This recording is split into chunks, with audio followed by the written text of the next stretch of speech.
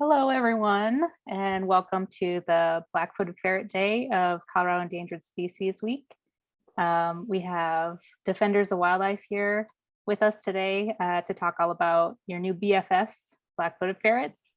Before we get started, I do have a prepared statement, a land acknowledgement.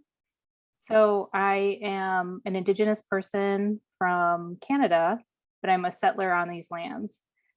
So Rocky Mountain Wild and the local office of Defenders of Wildlife both occupy the ancestral and traditional lands of the Cheyenne, Arapaho, Ute, and Osheti-Shekowin people.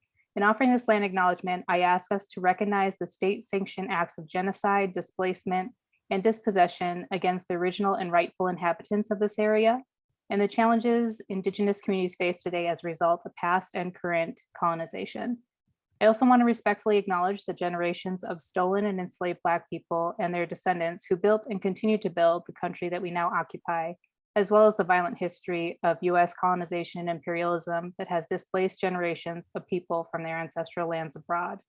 I also want to recognize the long-standing systemic racism, including economic and environmental injustice, which has created conditions that continue to disproportionately impact marginalized communities across Colorado and beyond. As a first step towards accountability and reconciliation, I ask that we commit to knowing this history and honoring our collective ancestors who stewarded the land and protected the species native to it long before we came. I ask that we collectively learn to respect, trust, and affirm Indigenous sovereignty, history, knowledge, and experiences, and pledge to support the land back movement and reparations in any way that we can until such time that the land is ceded to its rightful stewards and all marginalized communities are treated equitably with justice at the forefront. And just like the Black-footed ferrets won't be helped by simply acknowledging the threats they face, we need to take action. I ask anyone, so I do this every time, so if you've been to one of Rocky Mountain Wild's events, you've heard me say it before. I ask everyone to offer any meaningful action that you're aware of in the chat to help Indigenous communities on lands that you occupy or the lands that we occupy, the speakers here today, in the chat so that everyone can take action. Specifically, I'm going to be sharing an action today to support the Cheyenne and Arapaho tribes' proposal to rename Mount Evans to Mount Blue Sky. I'll drop that link in the chat. And I'm also going to ask everyone with means, if you have means, to support Spirit of the Sun, which is a local Indigenous nonprofit. Spirit of the Sun recognizes that climate justice and environmental justice and racial justice are not separate from each other, but that the fight against one is the fight against all three. So I would ask you to support their programming with a donation today if you're able, and I'll drop that link in the chat as well. So thank you for giving me the space for that this morning or this afternoon. We're going to go straight into introductions because I'm sure there's a lot to share about this wonderful species. So my name is Chris Talbot Heindel. My pronouns are they, them, and I work at Rocky Mountain Wild as the communications person. And I'll be sharing a brief visual description for anyone who can't see me. I'm a light-skinned mixed race person with tons of freckles and kind of shoulder length, salt and pepper hair that's up in a bun right now. I'm wearing black headphones and a black and white striped t-shirt, and there's a shoji screen behind me. So I will pass it to Caitlin. Thanks, Chris. Hello, everyone. My name is Caitlin Cattelino, and I am the Colorado-based National Outreach Representative for Defenders of Wildlife, and I also use she, her pronouns. I have a little longer than shoulder length brown hair. Today I am wearing a white striped shirt, and I am sitting in front of a beautiful black and white print of Paris, France.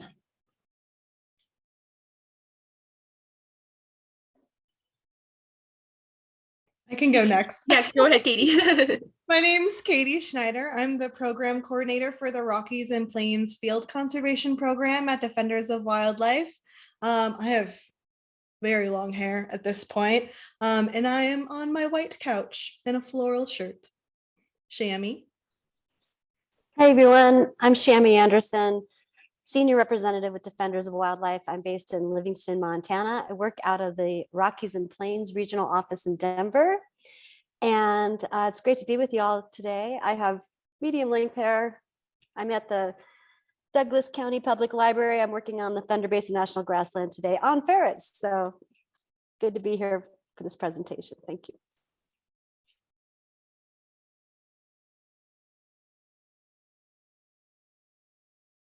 So I do want to draw everyone's attention to the bottom of your Zoom screen. We have a live transcript should you need it, and we have reactions should you want to use them.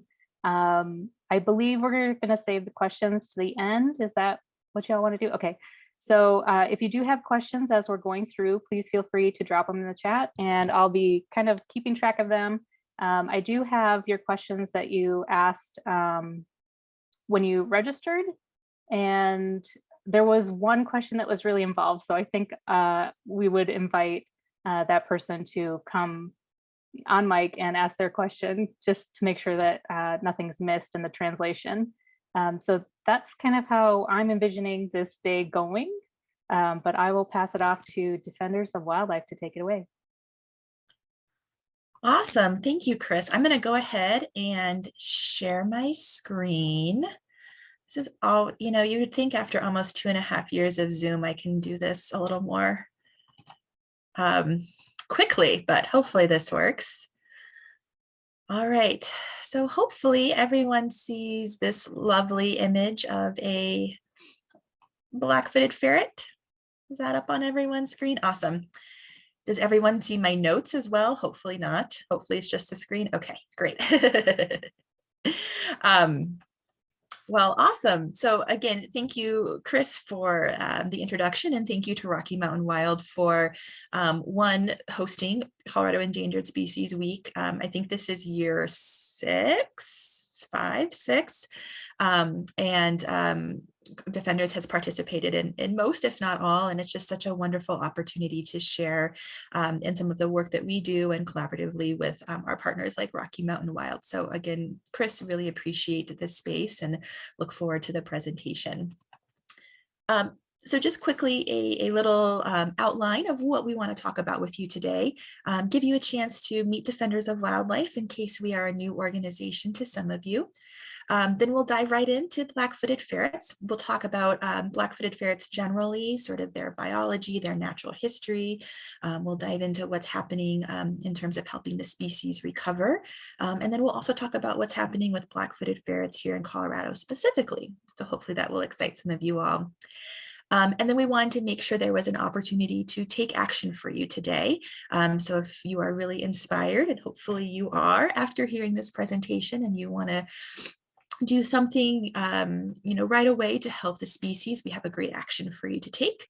We'll do a little Q&A. Hopefully we'll have some time for that. And then we'll give Chris the floor back to talk a little bit more about Colorado Endangered Species Week and some of the awesome things that are coming up.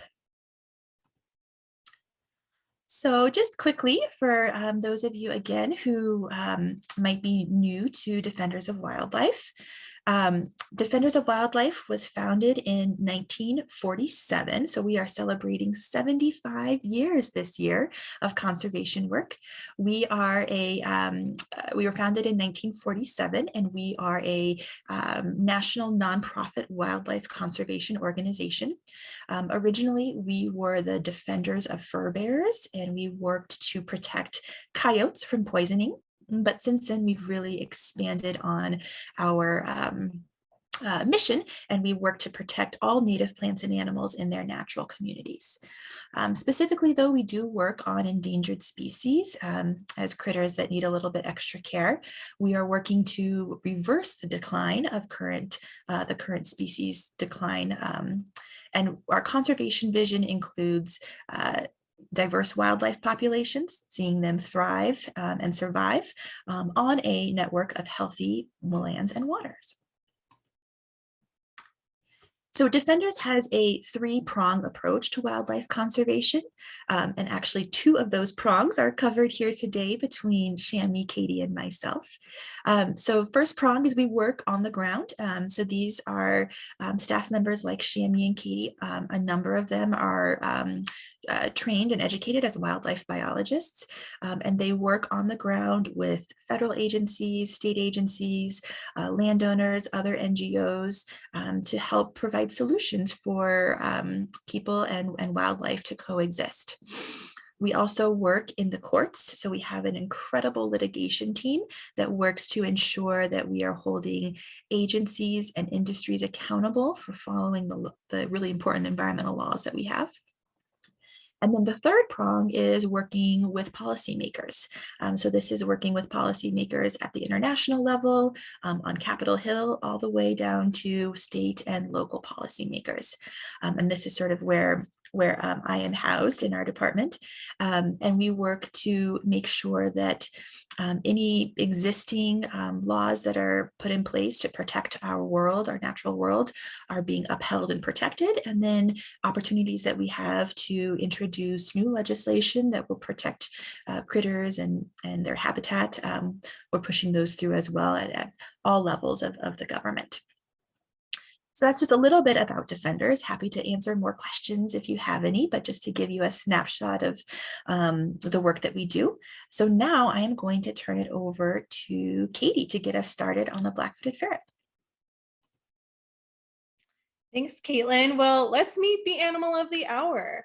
Black-footed ferrets here are in the weasel family, so they have relatives like badgers and wolverines and mink and martens. And just like those cousins, ferrets have big teeth and a bad boy on the block attitude. So if you can imagine trying to hold a honey badger, trying to hold a black-footed ferret is worse. In fact, black-footed ferrets have the longest canine teeth compared to their head size of any other mammal on the planet. So they look really bite-sized, but they pack a pretty big bite. They have this really long body with really silky fur, and of course, the iconic black mask, black feet, and black tail. They're solitary animals that live around 3 to 4 years in the wild and up to 9 years in captivity. And one of the reasons these guys are so special is because black-footed ferrets are the most endangered mammal in North America. And that's why they're one of our focal species at Defenders. Our recovery efforts are guided by a strategic plan that's updated annually, outlining projects and different sources of funding to help restore these guys to the prairie. Next slide. There's only a few species of ferret in the world, but black-footed ferrets are the only ones native to North America. So historically, they've spanned across the plains as an apex predator. Black-footed ferret bones have been found in archaeological sites dating back over 10,000 years. And indigenous communities have used black-footed ferret skins for medicine pouches, headdresses, and even sacred objects. Next slide. In the wild, a ferret will eat about 1 prairie dog every 3 days. In fact, over 90% of their diet consists of prairie dog alone. And they're nocturnal, and prairie dogs are diurnal like us, so they're awake during the day. So ferrets really have this advantage of being awake while their prey is asleep in the burrows. And once a ferret takes down a prairie dog, it's really evolution in its finest hour. The ferret will then use that burrow to stash its food, eat, sleep, rear its young, and seek shelter from the weather. It's actually the stable temperatures in that underground burrow that allow ferrets to live in the cold of Canada all the way down to the heat of Mexico. And from there, ferrets will really only spend about 10% of their time above ground where we can see them. And that's really just spent running from burrow to burrow. Next slide. And this deeply intertwined relationship is why the recovery of black-footed ferrets really hinges on the recovery of prairie dogs and their continuous populations and connected habitat. Each ferret needs about 230 acres of prairie dog rich territory to survive and thrive. But the problem here is that prairie dogs have also lost most of their historical range. 150 years ago, ferrets would have lived amongst as many as 5 billion prairie dogs across millions of acres of grassland. And today we have about 2 to 4% of that historical range. And a further fraction of that is actually ecologically protected. Next slide. Researchers even believe that up to 150 other species also rely on prairie dogs in their burrows for survival. And that makes them a critical keystone species on the plains. And that's why the benefits of restoring prairie dogs are not just limited to ferrets. as a keystone species and an ecosystem engineer in how they construct their burrows. Prioritizing their recovery in turn benefits every species that directly and indirectly rely on their critical role in the ecosystem. So I'm going to pass it on to Shami to tell you a little bit more about their history and recovery. Hey everyone, so to get down to how we recover them in the wild. As Kaitie mentioned, we've lost actually about 95% of our prairie dog historic habitat. And this photo is very much indicative of that. This represents a mass poisoning of prairie dogs across the plains that started in the late 1800s, originally by individual landowners, taking out prairie dogs to make way for agricultural croplands. And then between about 1950 to 1939, historically, the US Biological Survey actually started poisoning millions of prairie dogs across Western grasslands. And then Animal Damage Control Act of 1931 authorized mass eradication programs that are still in place today. So this has been largely responsible for the demise of our prairie dog habitat, and why protecting the 2 to 4% that remains is really critical to black-footed ferret recovery efforts. Next slide. So additional reasons for the decline, as I mentioned, a lot of it had to do with the Western expansion and the conversion of grasslands to cropland during the mid 1880s to 1920s. Prairie dog poisonings right about for many, many years, actually, between 1918 and 1972. And then the other culprit that remains today is Slovatic Plague, which plague came over on Asian ships on the West Coast in the form of rats. And then those rats made their way onto our prairie grasslands in the central part of the US. And we still have plague on our prairie ecosystem, and it can erupt at any time, and it can cause major consequences for prairie dogs as well as ferrets. But we do have tools to keep plague at bay, and I'll be describing those in a minute. Next slide, please. So interestingly enough, as Kaitie mentioned, the black-footed ferret is one of the most endangered species in all of North America, and it's actually been on the endangered species list since the beginning. In fact, it was the precursor species listed in legislation in 1967 by Congress, right before the ESA was passed in 1973. So that's how long this species has been on the endangered species list. But we're working hard to delist it and eventually, hopefully, have it removed from that list. But just to give you some history there. Next slide. So this map shows major sites where we've reintroduced ferrets throughout its historic range in eastern and southern Rocky Mountains, as well as the Great Plains. And there are 29 sites, originally in 18 Western states. Now we have 8 states. Today, there are about 15 active ferret sites. So only about half do we actually have ferrets out of the original 29. There are about 400 wild ferrets. We've been vacillating between 300 and 400 for some time, and that's largely due to Slovatic Plague. But we're really making a difference with the captive breeding program that was initiated by the U.S. Fish and Wildlife Service back in the 70s to help reintroduce ferrets to the wild. And this is in partnership with zoos across the country. So that's helping us tremendously to prop up the ferret population. The good news, we're seeing ferrets actually reproduce in the wild, in addition to the captive bred animals that we reintroduce. We're seeing that those populations are having litters, and kits are being recruited into the wild, and that's really indicative of a successful endangered species recovery program. So that's happening with ferrets and at places like Kanata Basin, which I'll be discussing with you here soon.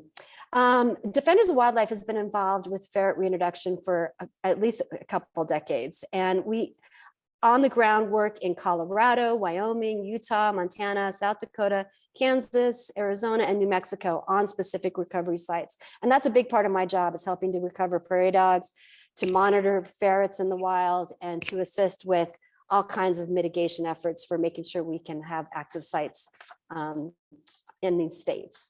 So let me give you a little bit more history here. Next slide. We thought that the ferret had actually gone extinct. In 1976, the last known colony was in South Dakota, and it was thought to have disappeared entirely. But 5 years later, in a remote area of Wyoming called Meeteetse, a dog named Shep on a ranch came home with a dead ferret in his mouth, and he dropped it on the front porch of his owners, and his owners thought, well, what the heck is this? This is an animal we haven't seen. And they took it to their local taxidermist, and the taxidermist said, you know, you have an endangered species.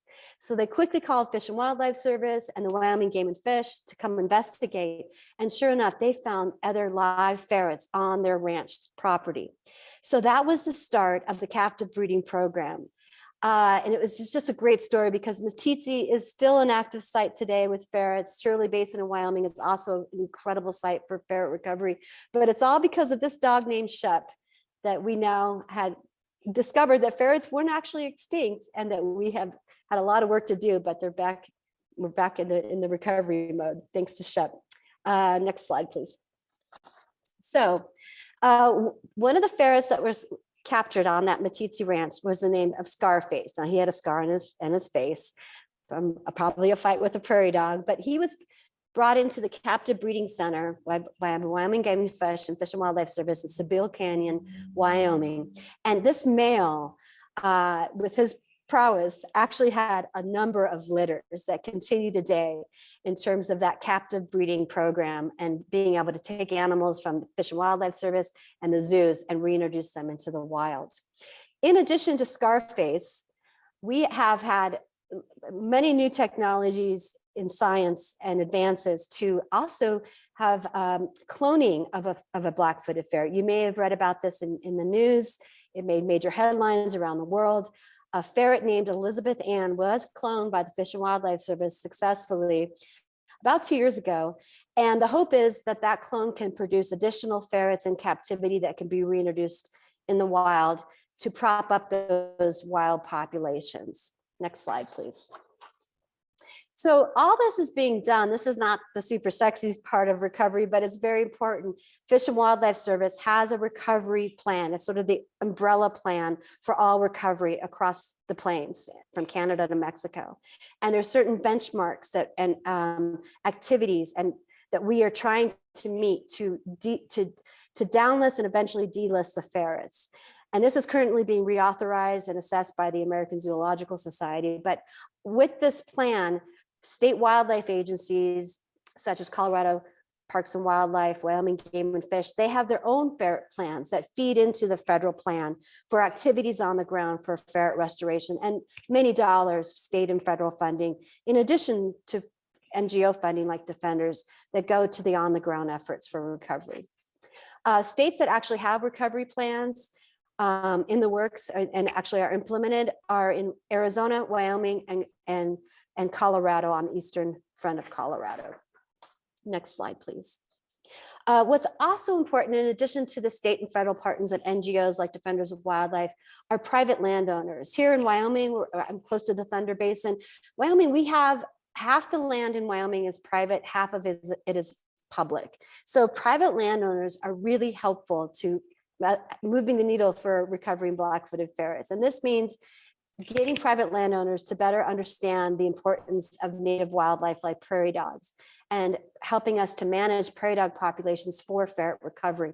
Colorado actually has had the program over the years in partnership with the Natural Resource Conservation Service that allows private landowners to apply for funding to maintain certain acreages of prairie dogs for ferret recovery.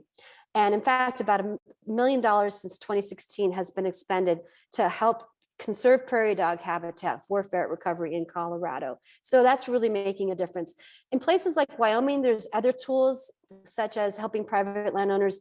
It's called this 10J rule, where private landowners would not be responsible if they incidentally kill a ferret. And those kind of opportunities for private landowners to participate in recovery are really helping where we have a lot of private land, such as Wyoming and Montana, where we have ferret recovery sites. Next slide. So with all these creative tools on many levels, we also, a big part of our work, Defenders and all the partners, is maintaining active prairie dog colonies. And that also involves expanding and building up habitat for ferret. So a lot of my work involves where we know that there's going to be poisoning on ferret recovery sites, on the buffers, where landowners don't want prairie dogs encroaching on their private lands adjacent to those sites.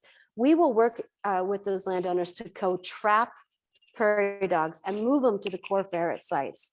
But this involves, you can't just trap a prairie dog and just release it right on the top of the prairie. We have to give them like a temporary home. And we call this assisted dispersal or nest boxes.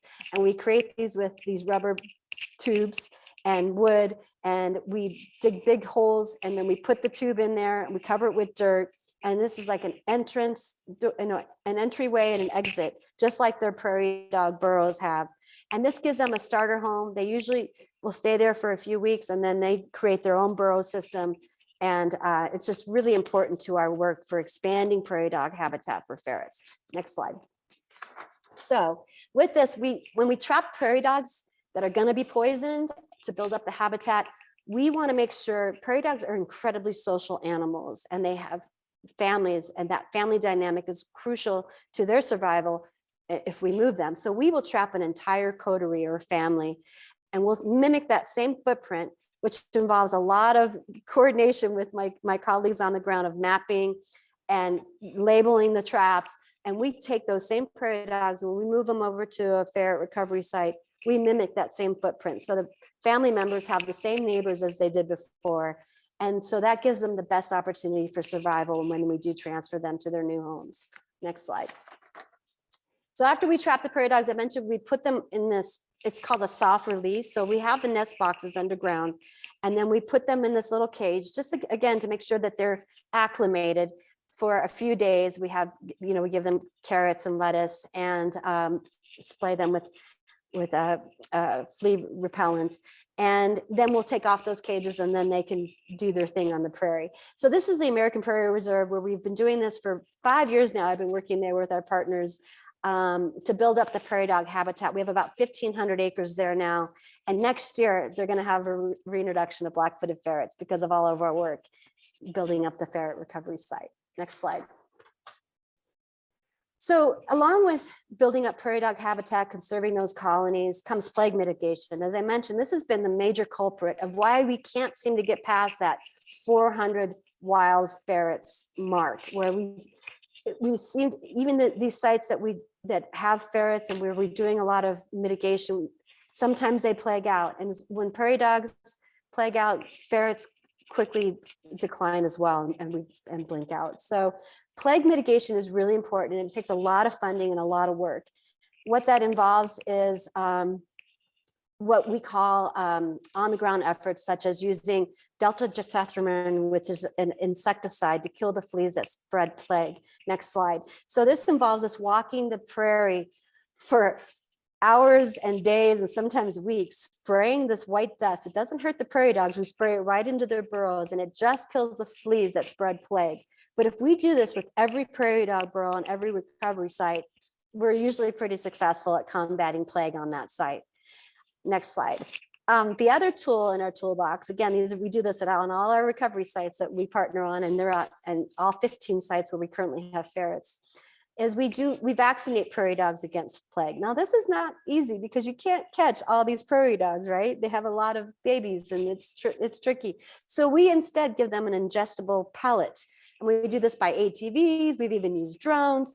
And if the pellet tastes like peanut butter, and we sprinkle it right outside their burrow, and they'll eat the pellet, and then boom, they're vaccinated against Slovatic plague. So that's been really effective. Next slide. We also vaccinate ferrets, and I'll get to that in a minute. One of the model recovery site that we have going is Kanata Basin, Buffalo Gap National Grasslands, and Badlands National Park in South Dakota. And this is a place where you can drive on these federal lands and see prairie dogs in mass, and know that 150 ferrets occupy close to almost 20,000 acres of prairie dogs. It's just an incredibly diverse site. You see burrowing owl, there's bison. I mean, it really is a functioning ecosystem on the plains, and a model recovery site for ferrets. But let me tell you, it takes a lot of work. I mean, thank goodness we have the Forest Service and Badlands National Park and Defenders and Prairie Wildlife Research every year dedicating funds. It's $200,000 a year to combat plague, to survey the ferrets and make sure that everything's protected so we can have thriving ferrets on this one site. It takes a lot of partners, it takes a lot of funds, but we're doing it. And it's a great example of a successful recovery site. Next slide. So as I mentioned, private landowners are really key, especially adjacent to federal lands like Kanata Basin and Thunder Basin National Grassland here in Wyoming, where I'm working today. One of the things we can do to work with landowners, they often detest prairie dogs. They want to poison them. In places like Wyoming, they're declared an agricultural pest, and they're also a species of greater conservation good. So they have conflicting management, with the Department of Ag and the State Wildlife Department. So we come in with and work with ranchers and say, look, you don't want prairie dogs encroaching on your grasslands, because they have fear that the prairie dogs are eating the grass for their cattle, which they do, but there is a coexistence, as we've seen. But what we do is we build up a vegetation barrier, which is a visual barrier. We have a certain seed mix on different drought areas like Thunder Basin. We've fine-tuned it where we can grow the grass pretty tall. And that way the prairie dogs have a natural aversion from going through those grasses, and then they minimizes the number that will encroach on those private lands outside of the ferret recovery site. So here we're installing a snow fence, and we worked with the local rancher who loaned us his tractor to do the planting. And the snow fence was designed to capture the snow so we could encourage that moisture and that growth. And today, I wish I had a picture of today, but it's really high grass, and it's a great project there. And we've done these at Kanata Basin too. Next slide. So I just wanted to let you know about that additional tool in our toolbox.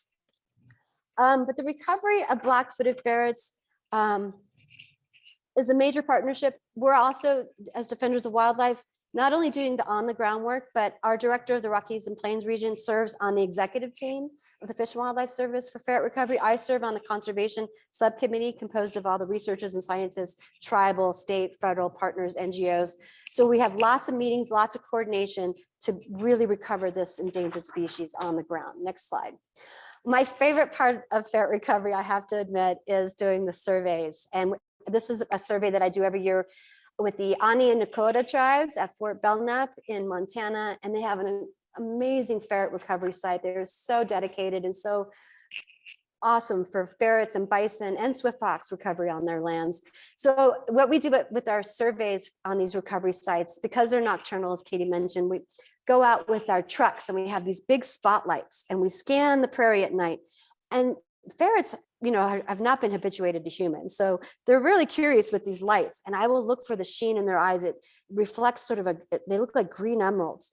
And so sure enough, if I see a ferret and I can see it dotting close to the ground, going in and out of burrows, I know I have a ferret, and I will follow that ferret to a specific burrow, and I'll park my truck and I'll grab a trap at the back of my truck, and I'll go right up to that burrow and I'll put a trap in there, and I'll take a GPS. And then I usually come back in about an hour, and then hopefully I have a ferret, and usually I do. Next slide. And so once I capture that ferret, I carefully take it to our little makeshift lab on the prairie, which is a little camper. And here I am on the Shirley Basin doing our annual ferret survey there in cooperation with Wyoming Game and Fish Department. We bring it back to the lab. We put it under for about 10 minutes, that ferret, and we'll see if it has a microchip, or we'll chip that ferret. We vaccinate it against plague, distemper. We will do some flea repellent, and we do other health checks. And then as soon as that animal starts coming to, I have it in a kennel, and I take it right back to the same burrow that I trapped that ferret in, and I release it. Next slide. So this is me releasing. This is actually that same ferret, believe it or not. It was this male, and it was such an amazing moment. This is really early in the morning, like just as the sun's coming up. And I caught him really late at night. And anyway, he turned back after I released him. He turned to look at me as if to say, thank you for bringing me back home and for recovering me. It was just a super special moment. Next slide. But this would not be possible without our partners, World Wildlife Fund, very important NGO involved, Prairie Dog Coalition, U.S. Fish and Wildlife Service, obviously the federal agency recovering ferrets, Forest Service instrumental, tribal partners such as Lower Brule Indian Reservation, Fort Belknap, Crow, Northern Cheyenne. I work on all those sites. Prairie Wildlife Research and the state wildlife agencies are very instrumental.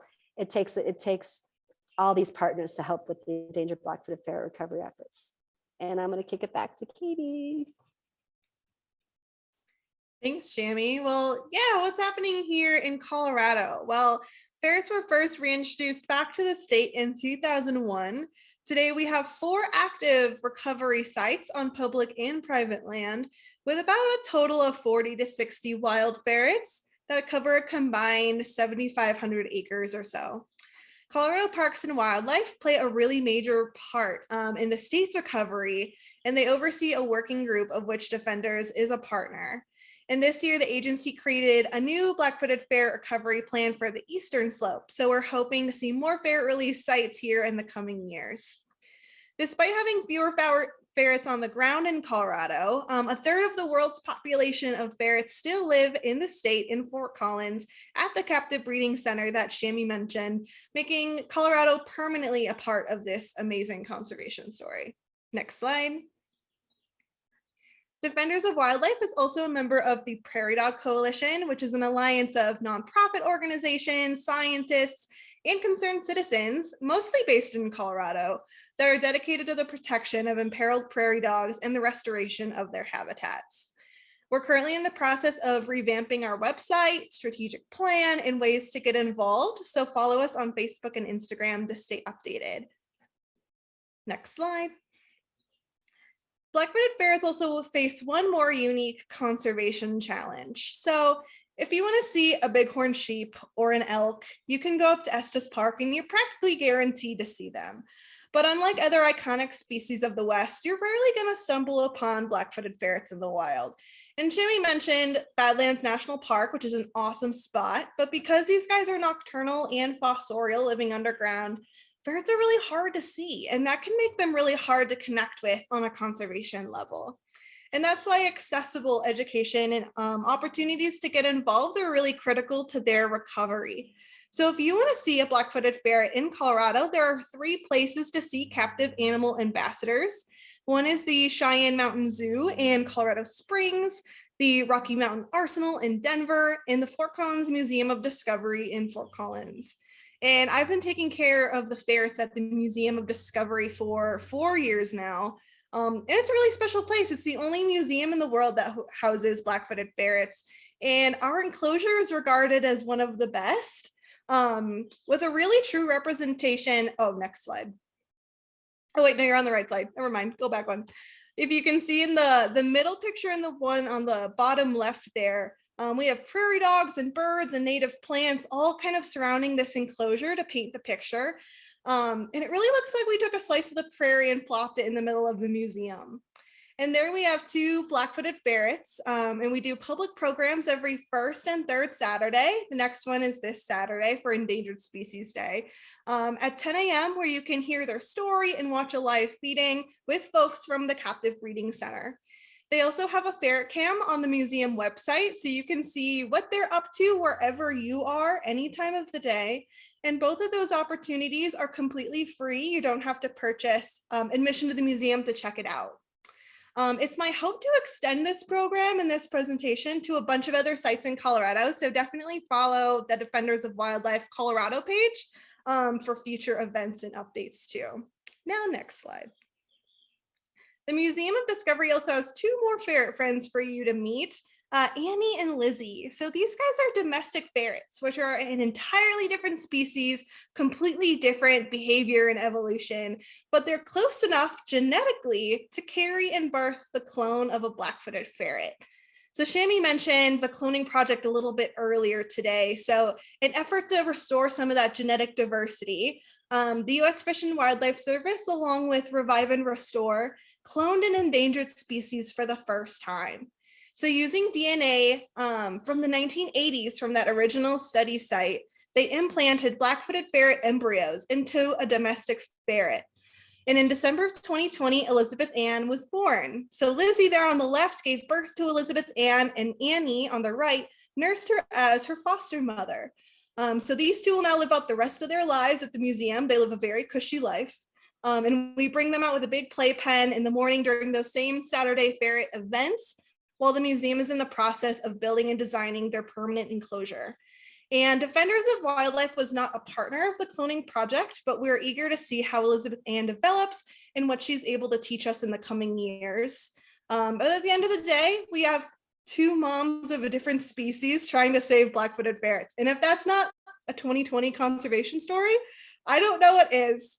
And I'll pass it back to Caitlin to talk a little bit more about how you guys can take action and get involved. Awesome. Thank you, Kaitie.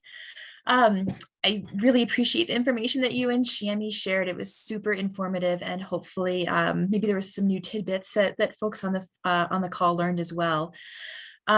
So I hope that you are inspired to do what you can to protect these incredible animals. But if you're like me, it's hard to think of a place that a citizen can start. So where do we even start when it comes to saving a species that's on the brink of extinction?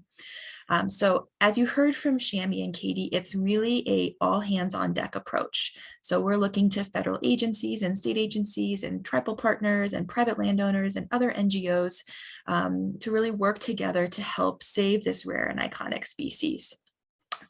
And concerned community members like you all also have a really important role to play. And that is to tell your elected officials that protecting endangered species is important to you and urging them to help. So today, we're going to take action to defend one of the most important pieces of legislation for protecting plants and animals from disappearing forever. And that is the Endangered Species Act. So the Endangered Species Act is our most effective law to stop extinction. Over 95% of species listed under the ESA are still with us today, and hundreds are on the path to recovery. And that's really quite an astonishing success rate. Not only is the ESA an effective law, it's also immensely popular. A 2015 Tolston research poll showed that 90% of voters support the ESA. 96% of self-identified liberals and 82% of self-identified conservatives. Moreover, a 2018 study from researchers at The Ohio State University found that roughly 4 out of 5 Americans support the Endangered Species Act. And the ESA is so successful because it entrusts biologists and wildlife experts with making science-based decisions about protecting species. Science informs us whether a species is threatened or endangered with extinction. It's not politics, it's not economics, it's not personal desire. Politicians should absolutely not be deciding which species warrant federal listing. So how can we make sure that the ESA isn't undermined or weakened? Well, one answer is by making sure that the Endangered Species Act is fully funded under the appropriations process. So the appropriations process determines how much money our government spends and what they spend it on. The appropriations bills supply critical funding necessary for the federal agencies that protect and care for our land, our water, our air, and our wildlife. And Defenders tracks a number of appropriations bills, but we seriously focus on the Interior and Environment Bill, which funds programs under the Fish and Wildlife Service, under the National Wildlife Refuge System, under the Bureau of Land Management, and the U.S. Forest Service. So when you hear from many anti-wildlife members of Congress, they're often talking about how the ESA simply doesn't work. It's not doing its job. It needs to be modernized or it needs to be changed in some way. But truthfully, the ESA is not broken. It's starved. It's been underfunded for decades, meaning that the most basic tasks that the Act takes on can't be completed. So that's why we have a backlog of species that are awaiting decisions. We have recovery plans that haven't been updated in decades, and we have recovery actions for hundreds of species receiving very little funding. So as we face this biodiversity crisis, fully funding the ESA is a critical component to putting species on the brink of extinction back on the road of recovery. And the scientific community agrees that significantly more funding is needed. More than 1,900 scientists have signed a letter calling on Congress to fully fund the conservation programs that protect biodiversity from severe and growing threats. So right now, congressional committees are beginning to draft their appropriation bills and their funding allocations for the fiscal year of 2023, which is what's going to start here in October. So it's a perfect time to let your member of Congress know which programs you want to see prioritized. So the Fish and Wildlife Service's Ecological Services Program supports recovery actions for more than 1,600 species that are listed under the Endangered Species Act. So Defenders, along with a number of our conservation partners, are asking members of Congress to support a funding increase of at least $79 million for the Ecological Services Program, thus the entire Endangered Species Act, in the FY23 appropriations bills. And that $79 million would be sort of paired over 4 different programs. The first one is listing, which is going to evaluate and list a species for care under the ESA. The second one is for recovery, which includes planning, implementing recovery actions, and tracking the recovery process. There's also planning and consultation, which includes processes to ensure that species receive fundamental protections while allowing for flexibility for infrastructure and other forms of development. And then there's also the 4th program is conservation and restoration. And these are funding key mechanisms to help conserve species by improving their habitat and removing threats before they need to be listed. So then additionally, specifically in the budget increase for the recovery programs, Defenders and our partners are asking that $2 million of that funding go to additional resources, on the ground resources for the black-footed ferret. Specifically, we want to make sure that we're having funding increases to help the monitoring efforts to protect the ferrets from plague, and also efforts to conserve prairie dog habitat. So it's really easy to get started. Katie's going to drop into the chat a link. When you click on this link, there's some description and some links, other links that you can click on for additional resources. You can fill out your contact information. It's going to ask you for an identifier. I'll just note that this original campaign was developed with some of our educational partners. So there are 2 specific identifiers as teacher and student, but there's some general ones in there as well.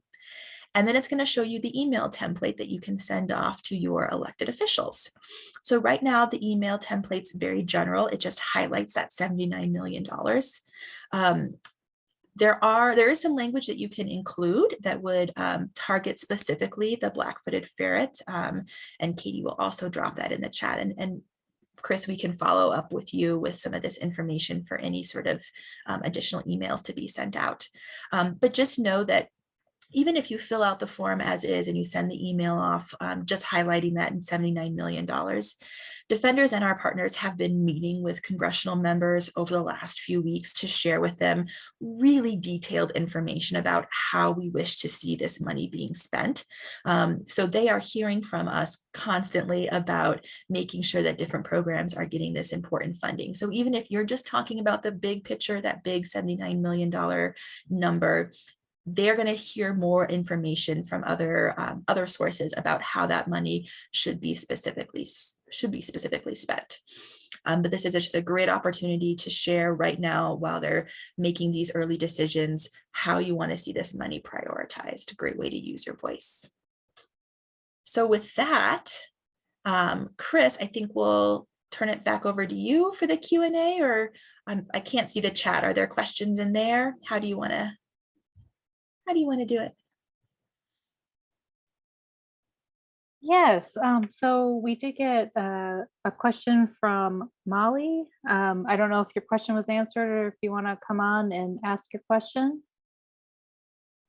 Yes, my question was answered quite thoroughly. I very much enjoyed this. This was quite pleasant.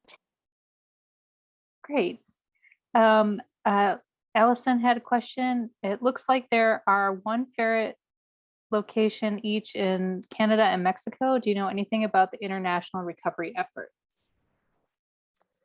Yeah, good question. And Canada and Mexico are both represented on the conservation subcommittee. There are not currently ferrets on those sites. They're really close to the border of Mexico, for example, and Canada.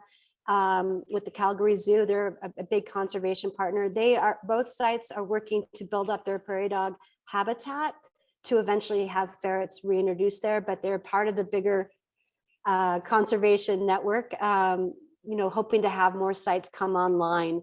They were part of the original 29, but we just need more active prairie dog colonies. Usually it's about 1,500 active acres before we will work with Fish and Wildlife Service to reintroduce ferrets on those sites. Really more of a minimum of 3,000 is more applicable to really having the ferrets succeed on those sites. So working on building up those ferret recovery sites and managing plague so that we can eventually have ferrets in Canada and Mexico as those bookends, if you will, for the international conservation community.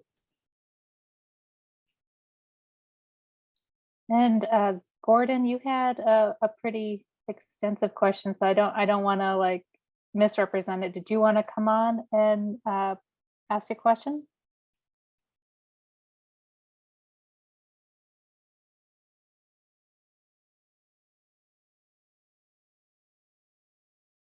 Okay, well, I can connect you with the Defenders team and make sure you can get that question answered.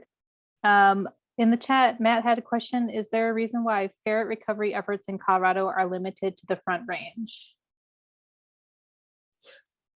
No, they're actually not. I mean, we're working with private landowners in the southern portion of the state, like Wolf Creek Pass, Lamar area. I mean, the southern. So it's really the grassland communities is where we can recover and conserve prairie dogs for ferrets. And where we have black-tailed prairie dogs, that predominantly is on sort of that eastern front of Colorado versus like the western slope, for example. Again, that's, if I could show you, I don't have a map easily accessible, but that's the historic ferret range based on historic prairie dog range, which is really more that eastern portion of Colorado. So we don't have any other questions in the chat. I invite anyone who has a question, if you want to come on mic and ask your question.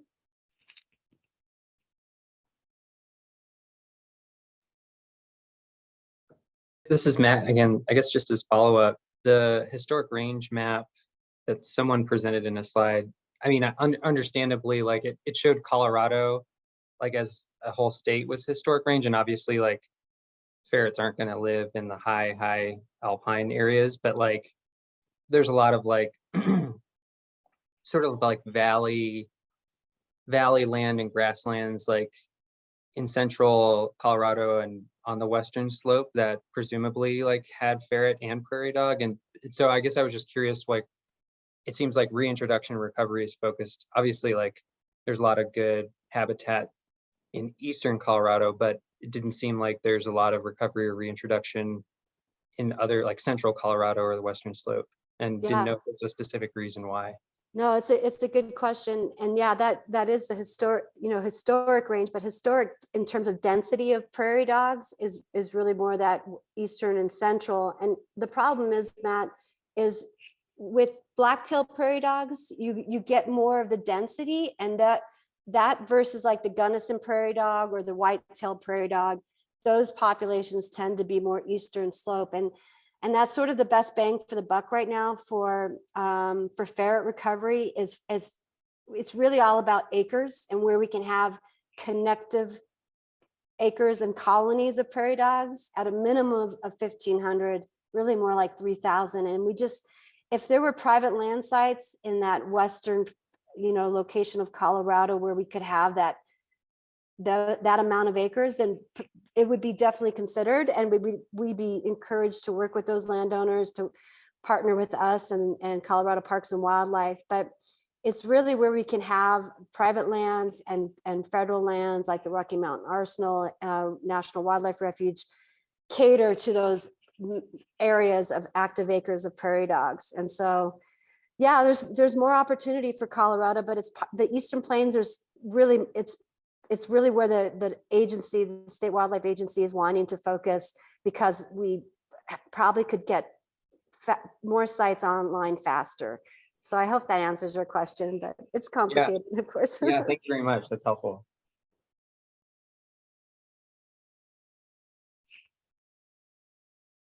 Any other questions? I see Caitlin dropped some contact info in case something comes up for you later.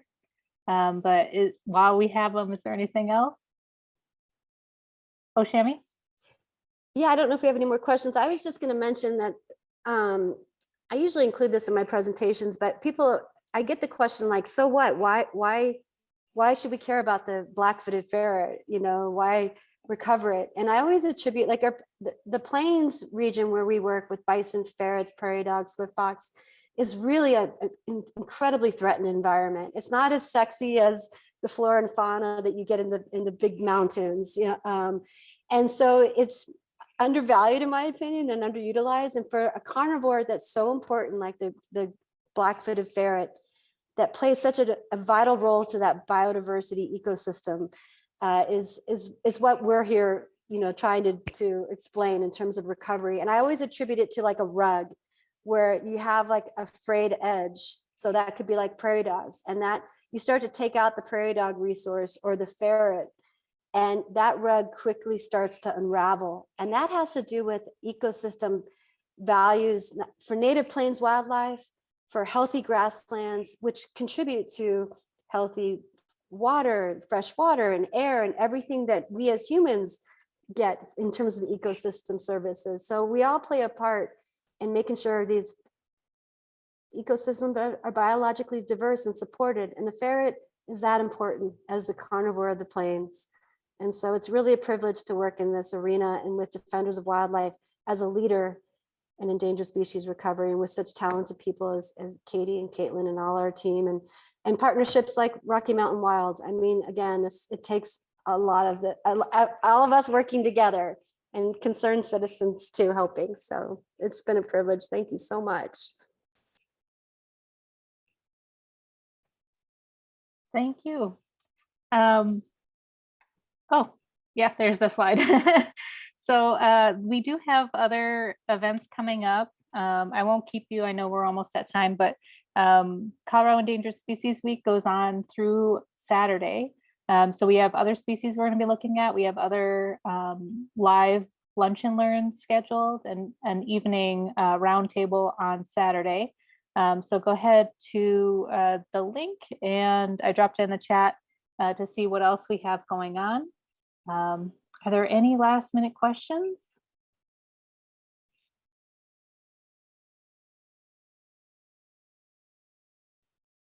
If not, I just want to thank Defenders of Wildlife for this amazing hour. Thank you so much for sharing all your knowledge and these wonderful videos and photographs of our new BFFs.